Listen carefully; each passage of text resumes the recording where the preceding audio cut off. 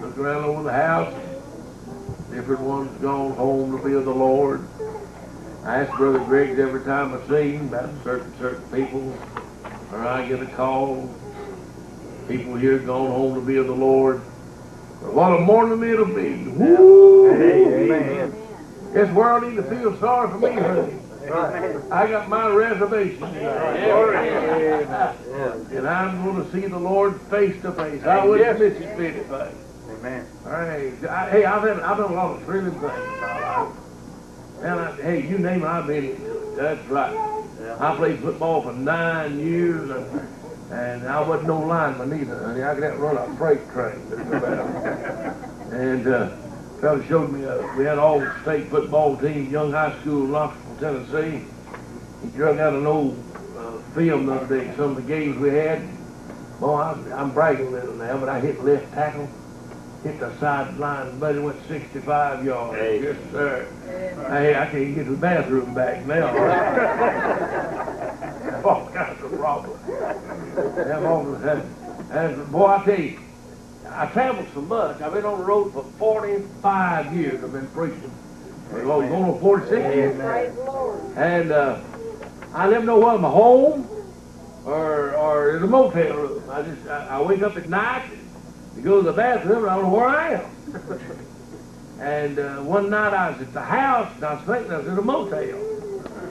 I slid down the wall, feeling around, finally found the door, and my wife had hung in her dress between the door and the window, and I saw that thing, and I thought there was a woman in there. Well, that got me rattled, so I broke to get out of there and had to pull each mirror on the door, and I saw myself in the mirror and I thought there's a man and a woman in there. And they were going to rob me. Lord, I flipped the light on and finally found out what it was. Then my wife done something she never had done before that I remember. She put some of that old green stuff in the back of the commode, and I thought my gallbladder was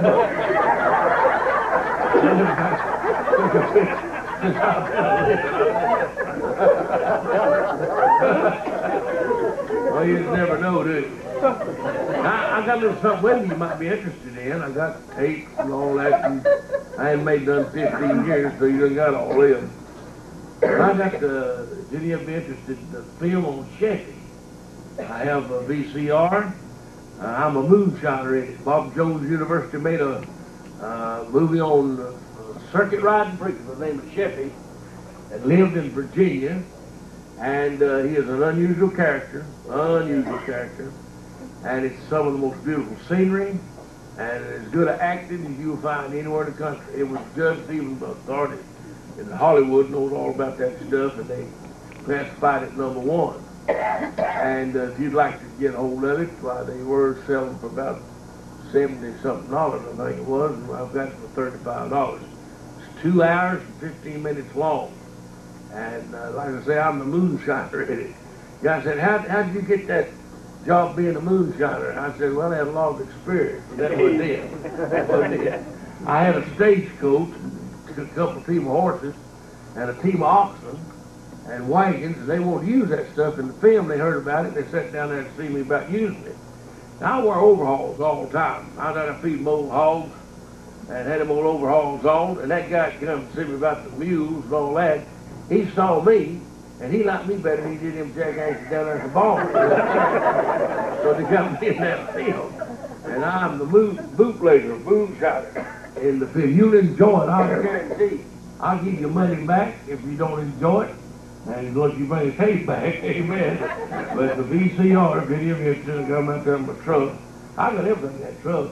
Peanut hulls, orange peelers. I buy them old sunflower seeds, just spit them things out. Get them kind of coming up. You ever do that? Takes up your time, amen. Yes, sir. Well, pray for us as we're on our way tomorrow night, Lord willing. They started a big camp meeting at People's Baptist Tabernacle in Morrow, Georgia, right there in Atlanta at the airport. Pray for that meeting. Pray God will help us and have a great time. Last year we had about, 1,000 to 1,500 every night. And our brother Johnny Pope Mountain, Texas. I never heard him preach. I'm looking forward to that.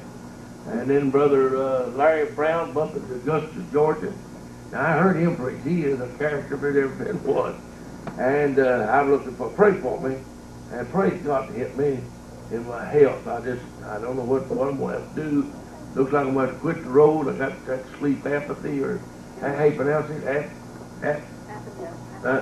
You got it too. I'm scared of it. Hey, I run everybody out of the road. I was coming back from western far North Carolina, or eastern far North Carolina, an old cattle truck, two fellas in there with me. They had the first that was going to sleep, said, "You better wake up." They let me drive. I said, "Shut up, it's my truck, I bought and paid for it, so I ride." And I get mad. Hey, when I'm asleep that way, you go to jump on, I get mad. And well, he said, "You gonna kill somebody?" I said, "I ain't done it." He said, "You just run a highway patrolman down the road." I thought he's alive. I looked in my rear view mirror, and there's a highway patrolman taking 4 rows of corn down, going stride down to the corn. And buddy, when he come out of there, he done had that blue light on. And when he hit that pavement, here he comes. And I pulled over because I noticed after me, I was on one of the road. And he's so mad, or upset, or something, he overrun me. He went by me and went 100 yards before he just slowed down. And he backed up, and I jumped out in them old overhauling old straw hat, and I said, hold it right there. And he put his hand on his gun. I reckon he thought I was drunk or something. Here he comes. He got up there and found out I wasn't drunk. I said, "Don't tell you the truth of it." I said, "I've been over here at the old house working on the thing." And I said, "I got no sleep, I'm tired." And I went to sleep. "I'm sorry." Well, he said, "You're going to kill somebody if you don't straighten up." I said, "Let one of them other fellas drive." I'd let Moses drive. He'd have been there to get out paying fine. I put old Moses in there. I said, "But you drive." Well, anyhow, y'all pray for it. And listen, I believe the prayers God hears, the prayers of God's people. I preached last week in Lake Mary, and honestly, I couldn't hardly get to the church. I just couldn't hardly get to church. I came up here at Yulee this past week, and people praying for me, and honestly, I've been feeling better. I really have. Now, you think I may be hobbling around this old stick, but I'm telling you the truth. I was taught this morning. Well, let me just give you a little thought here, and let me get my glasses out. I like to not found them, and what I did, I found out I broke the side off one of them. Would you let me borrow one side of yours? Yeah, I see. You can't take that kind of person, can you? I see you hide that hole back there. Won't be a sad old world folks couldn't laugh a little bit. And let me make a little speech. I'd hate to live next door to a clever head good life.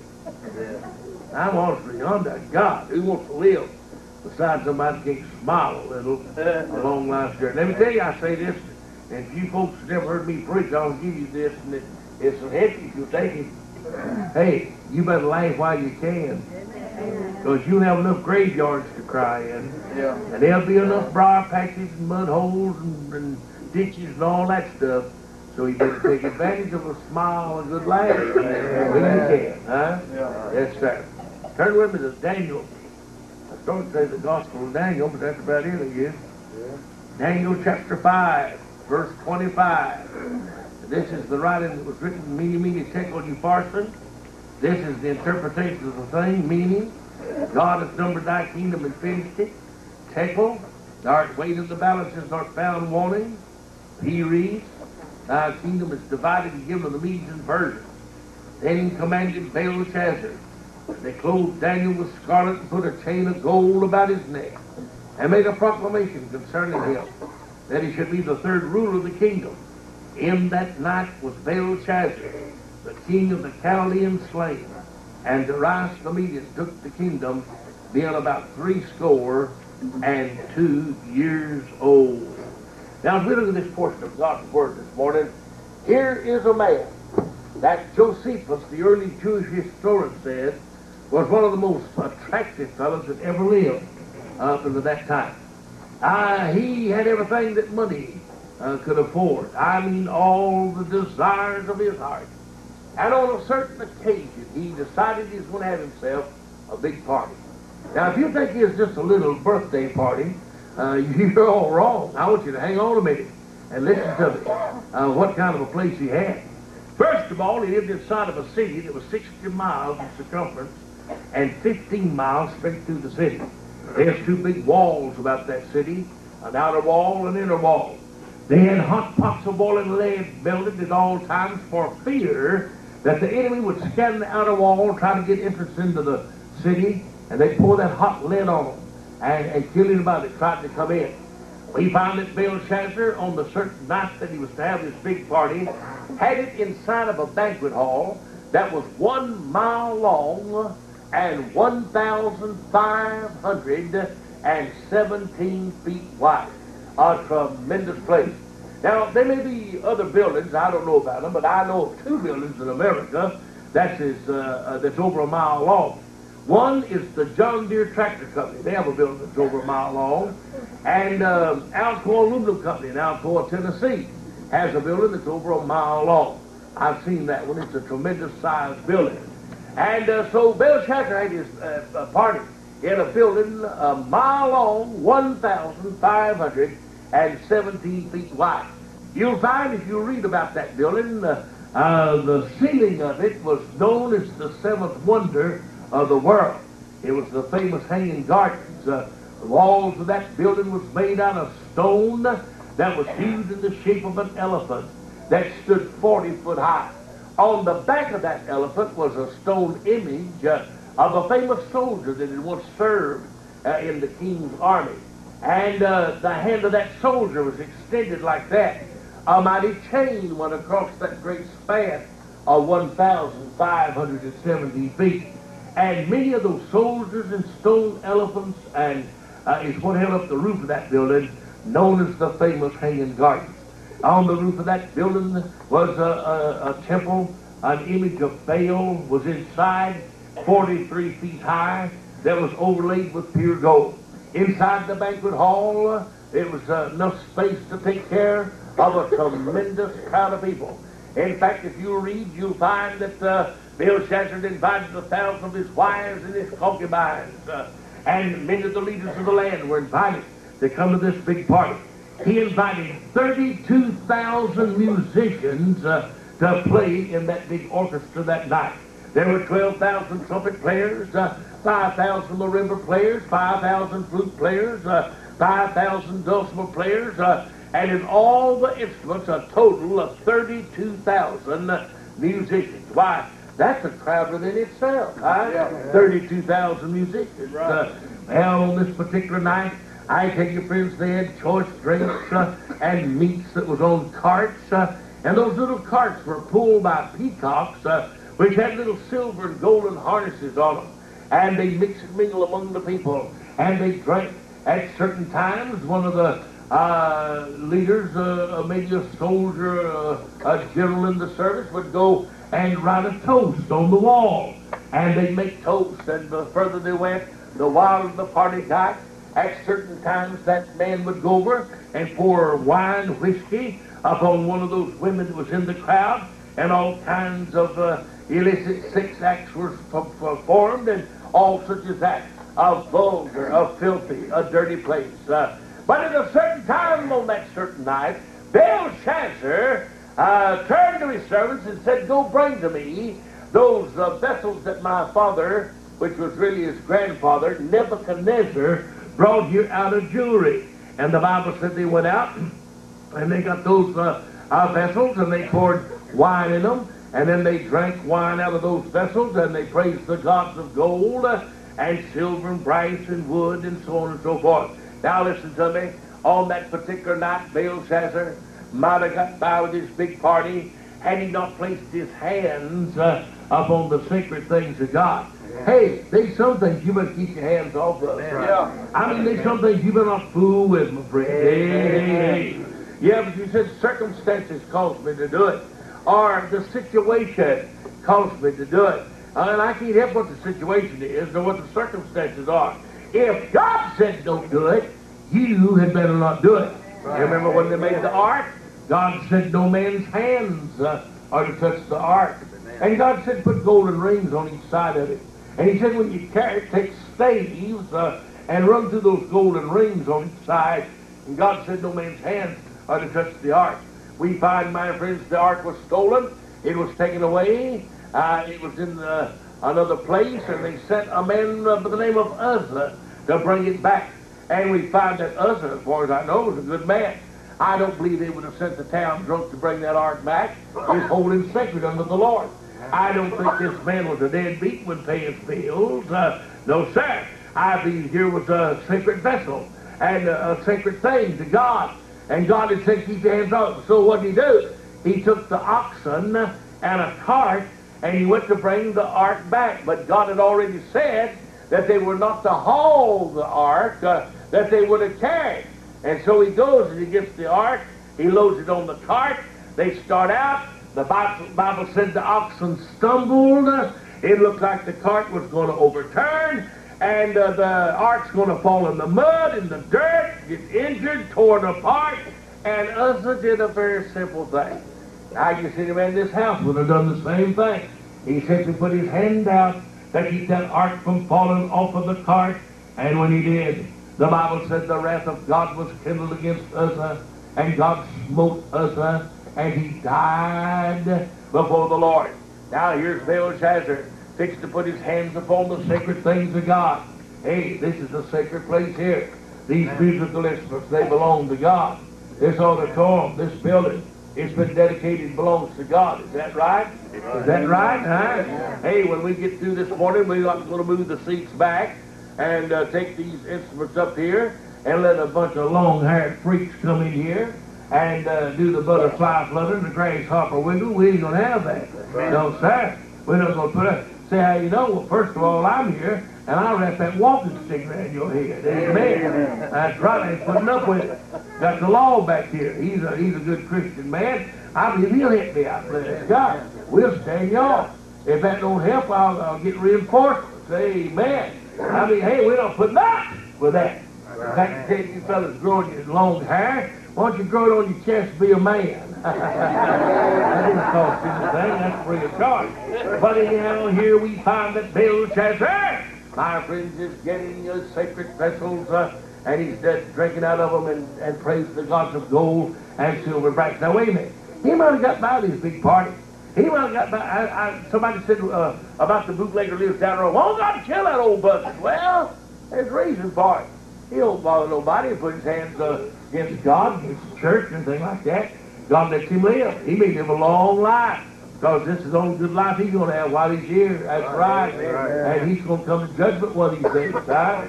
Yes, sir. God don't let him get by. No, you let him get by, but he lets him live here, because he put his hands on God's sacred holy things. But suppose Brother Wallace begins to preach on the liquor traffic and talks about the bootleggers, and he gets mad at old Brother Wallace and comes up here and burns the church down. Hey, he put his hands on God's holy matters, and he's subject to move off of the scene at any time. Is that right? Yes, sir. All right. Here's Belshazzar, my friend.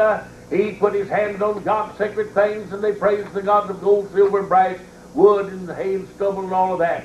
Well, he might have got by, but you see, he put his hands on God's holy things. About the time he did so, something happened.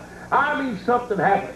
There appeared the hand of a man. I told you a while ago they used to write toast on the wall above the candlestick. There appeared the hand of a man. That hand began to write on the wall.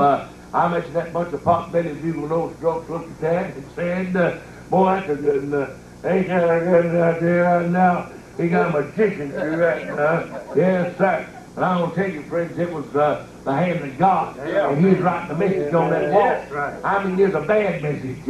It's bad news from home. Is that right? Bad news from home.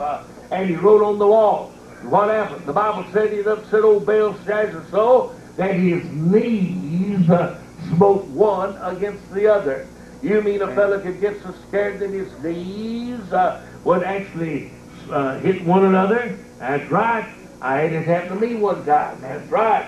Say, where? None of your business. But anyhow, I want to tell you, my friend, you can get so rattled, you can get your nerves to go up so bad, your knees will actually smite one against the other.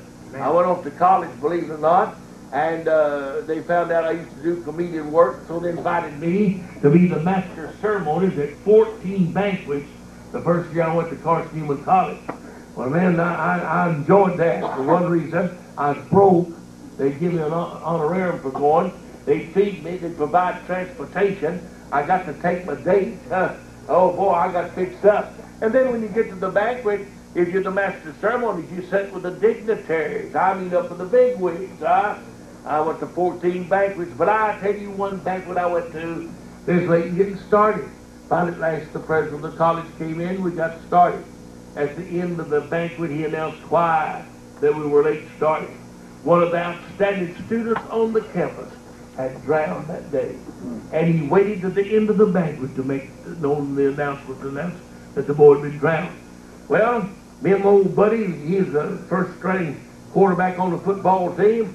We took our dates back to the dormitory, and I said to him, let's go down to the morgue and see if they'll let us see it. I found out they was going to ship his body back to West Virginia the next morning about 5 o'clock. We went down there. Some of the family was there. The undertaker said I don't have him ready just yet. He's still on the cooling table, but said if you wait till the family leaves, I'll take you in there. Well, we hung around. After a while, the family left. We went in this room, and the undertaker turned off some lights and said, take about 4 or 5 steps and stop, and we did. He flipped another light on, and there's caskets stacked, slammed to the ceiling. Now that got the atmosphere going. He said, go in the next room, and we went there, and it was dark. He said, take about 10 steps and stop. We did. He flipped the light off and turned another on. And when he turned that light on, there's that guy laying on that table right there. I mean the cooling table, that's what he called it.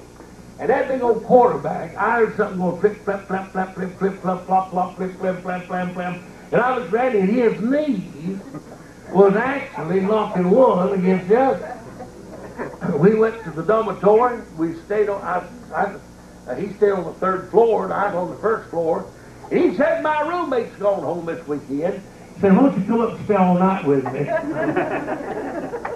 I saw his rattle right there. I said, okay. So I went up. Now, I've been a bear hunter all my life. I've got a pack of old hog dogs and bear dogs and all that stuff. And I had 2 big old hounds tied out the back of that dormitory, 2 big old plot hounds. And the moon was shining. Lord, it light that room almost it is this year right now. And his buddy slept on the bottom bunk, and he slept on the top bunk. We got into bed. We had the one got into bed and turned the light out, and one of them old hounds said, "Oh! Oh!" And they both started howling.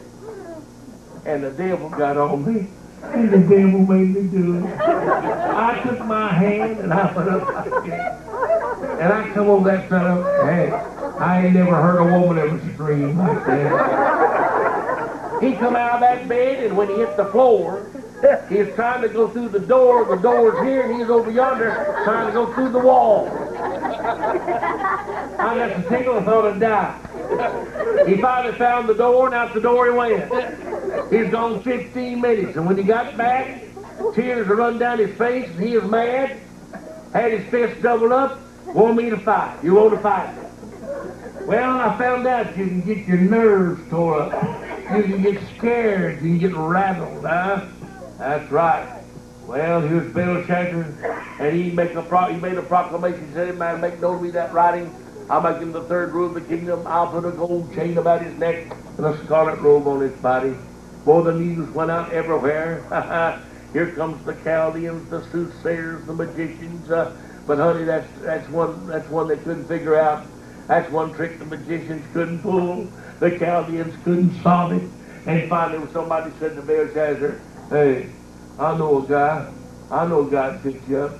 He can interpret dreams. He can dissolve doubts." Said, boy, said, he's a wizard. Said, who is he? Said, his name's Daniel. Where is he? He's down on the lion's den. There's old Daniel, God's man, that lion's den. I tell you, breakfast time, old Mr. Lion said to Ms. Lion, "Is that all we got for breakfast, that skinny preacher?" Said, "That's every bite." Dinner time, said, "Is that all?" Said, "That's every bite we got." Come supper time, praise God, I tell you, it wasn't long till that old Papa Lion done got in with old Daniel and his singing bass, Mama Line singing tenor, and they're singing Amazing Grace. Amen. God, they sent old Daniel to bring him into the banquet hall. Amen. Hey, God's man commands every situation. I don't think he shook that fella up a lick to go to that banquet hall, or that bunch of pot-bellied bugle drunks. He come a walking in, and you know what the first thing Baylor Chaser said? Are you Daniel? He said, I am. But ashamed who he was. He wasn't ashamed he's God's man. I've seen some preachers act like they're ashamed to tell you that they're God's man. And he said, I've heard of you. I want to tell you something. Bless God, they'll hear about you. They'll hear about you if you live wrong, and they'll hear about you if you live right. Is that right? They heard about Swiker, he was living wrong, wasn't he? Yeah. They'll hear about somebody else that's living right. All right. Said, I've heard of you. Well, listen, you know why I'd heard of him? He was God's man. He'd been living right. And he paid his bills. He was upright. I tell you, some preachers won't pay their bills. I went to that famous Biltmore State up yonder in Asheville, North Carolina. How many of you have been there? You ever been there? Well, the rest of you ought to go sometime so you can see how a rich man lives. That thing's got 300 bedrooms in it. Think about that. Well, you can feed that crowd ham for breakfast. 300 beds. Hey, they got a banquet hall up there. It's bigger as this from this wall here to the front of your church out there. They got a table in there. The legs on it that big around. I took some of my friends around. The guy taking us through said that chair goes back to Louis XIV. Well, I said, that ain't nothing. I got a bedroom suit that goes back to Sears on the 20th. But I just lied. I lied. I got carrying on a bunch of fools. Hey, God's man ought to pay his bills. He'll be upright in his business. Amen? So listen to me. I tell you, friends, so old Bill Church said, make no mint writing on the wall.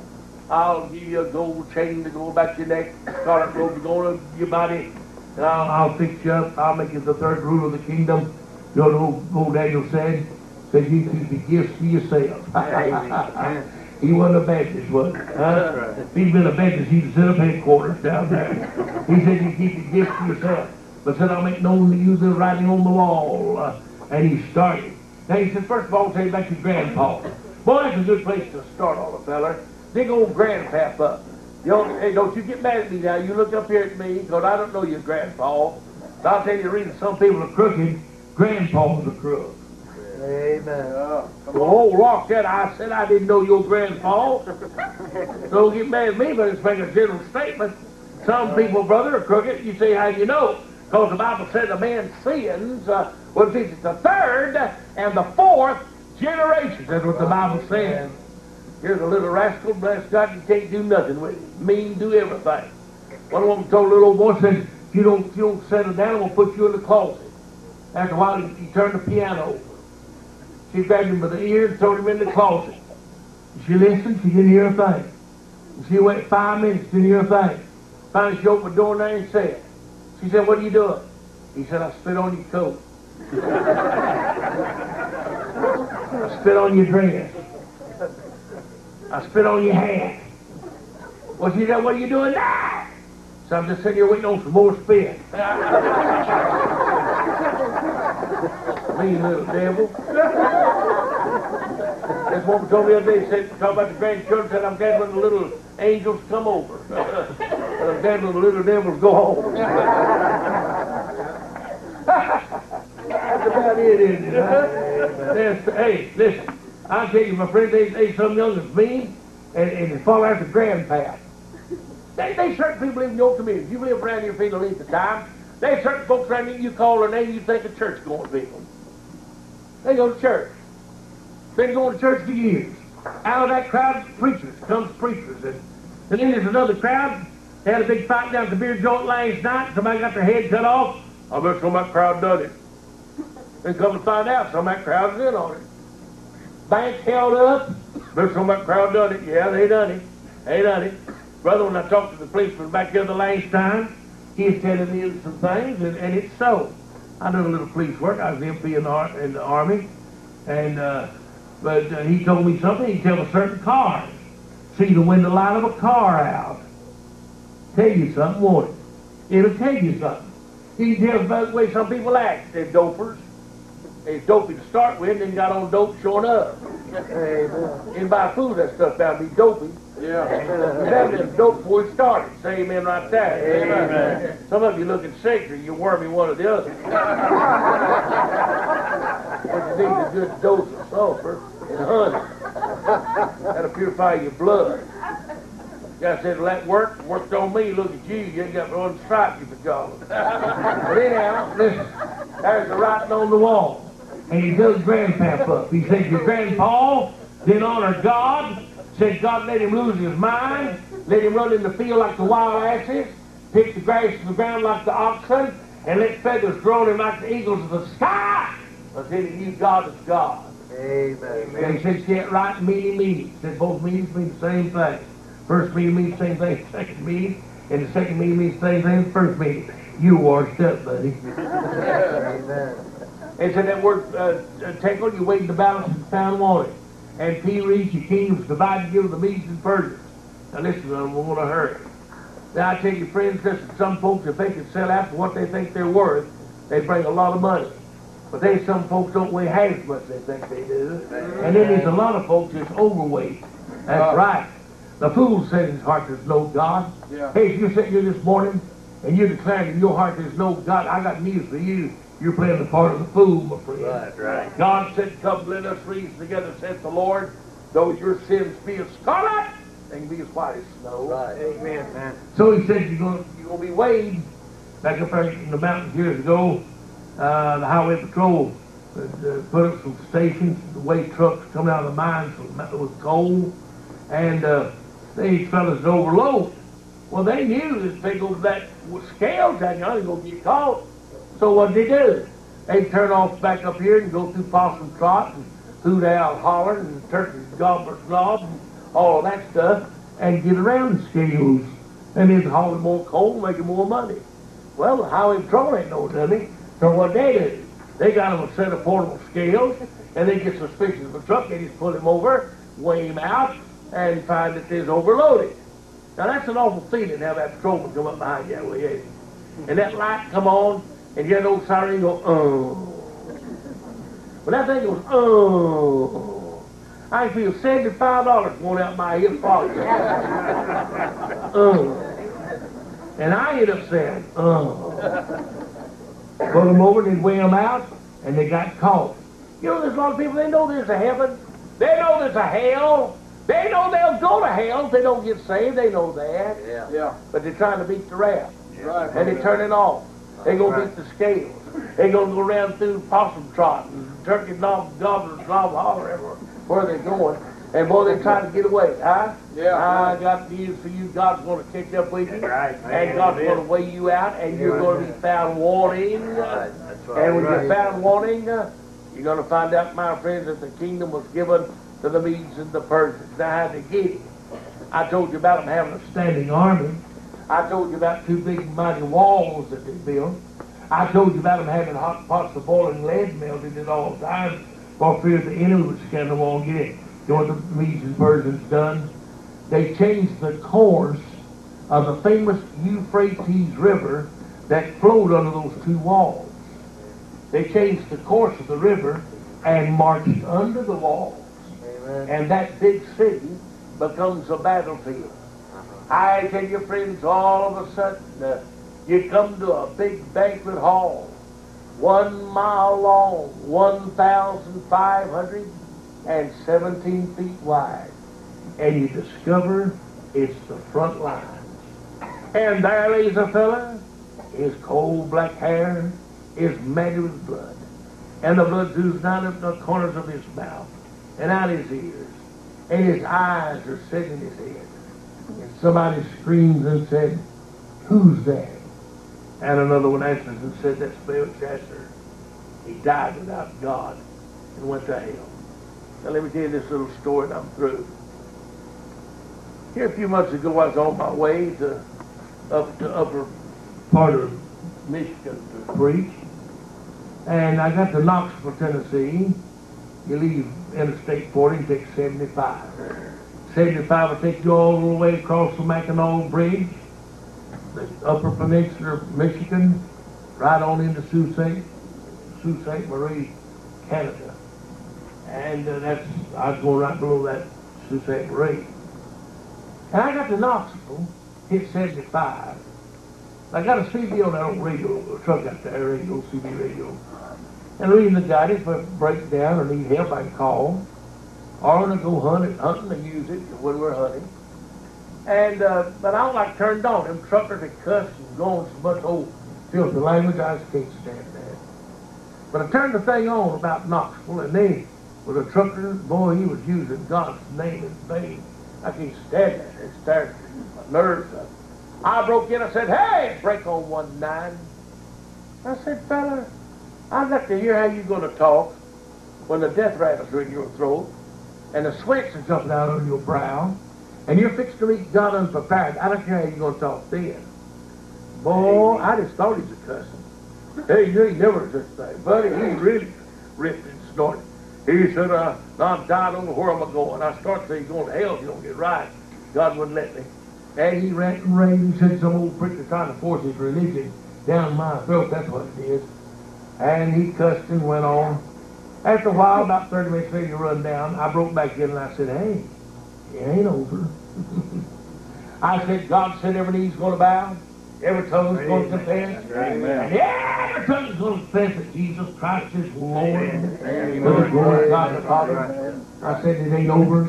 And I said, God didn't leave you out. Oh, Lord, he took another cussing spell. 30 more minutes up. By that time, we got to Lexington, Kentucky. That ought to tell you something from Knoxville to Lexington, how much he cussed. Finally, like a broke down record, he run down. And I broke in again, and I said, hey, it ain't over. About 30 minutes later, I broke in, I said, hey, it ain't over. And from there, bless God, the Mackinac Bridge, I break in about every 30 minutes and say, it ain't over. I bet he went to bed that night, all he could hear, it ain't over. It ain't over. And I got news for you. It ain't over. Amen. All these God haters and Christ rejectors and church despisers and all those that's trying to put God's people down, it ain't over. Amen. You're going to be there. God's going to bring you out. Say, I ain't going. They'll drag you out. They'll force you out. They'll make sure you're there, my friend. Yes. And every knee's going to bow. That's right. And every tongue. I see old Adolf Hitler getting on his knees. Amen. I see old Tojo, old Mussolini getting on his knees. I can see my friend's old Napoleon getting on his knees. Yes, sir. There's going to be a resurrection, and the saved, the only ones that's going to be saved with the grace of God then, everybody else will be cast in the lake of fire. Old Napoleon thought he's conquering the world. He would have, except for Waterloo. If it hadn't been for Waterloo. And when he was defeated at Waterloo, you know what he done? He got him a big old map. And where Waterloo was located on that map, he made a great big ink spot, red ink. Made a spot. Called all his generals in. And he said with tears running down his face, he said, I'd be conquer the world. Had it not been for that little red spot, I'd be the ruler of the world. When I read that one day, I could see that devil. Old devil called all of them, said one day, all of his generals, all the demons of hell.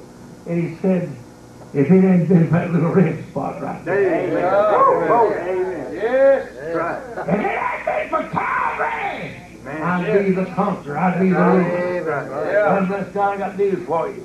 There's been a lot of Belshazzars, a lot of Nebuchadnezzars. There's been a lot of Adolf Hitlers and Mussolinis and Hellraisers and all that in the face of this earth. But one day, one day, right. The blood-washed crowd is going to be gathered in forever. All that crowd that rejected Christ is going to be turned into hell forever. Yeah. Father, I haven't tried to bring some great exegesis this morning. In fact, Lord, physically, I'm not capable of being able to preach like I have in days gone by. And I don't understand it, but you know all about it. And Lord, help me not to be an old evangelist that grows old and crabby and can't accept what God puts on me. I don't know how you want me to die. I don't know what you want me to suffer before I die. I don't know where I'll die, nor when I'll die. But dear Lord, help me as long as I can, as long as I've got breath, to lift up that name that's above every name. Help me to tell folks about Jesus, the blessed Savior, the Redeemer, the one that saved my soul from the devil's hell. Help me to keep proclaiming that. I feel like there's somebody here today that needs to be born again. I feel like there's somebody here today God needs to be saved. As we sing a song of invitation this morning, help them. They may not know how to be saved. They may not know a thing about it, but help them to see, and we'd be glad. Somebody be glad to take the Bible, the Word of God, and show them how to be born again. Call on the backslider, stir up the gifts in every believer. Help us all to be happy that we're born again. Christ's name we pray with thanksgiving. Amen. Standing, we're singing. While we sing, if you're not right with God, we invite you to come get right. If you're not saved, be saved. If you're backslid, come on, come on.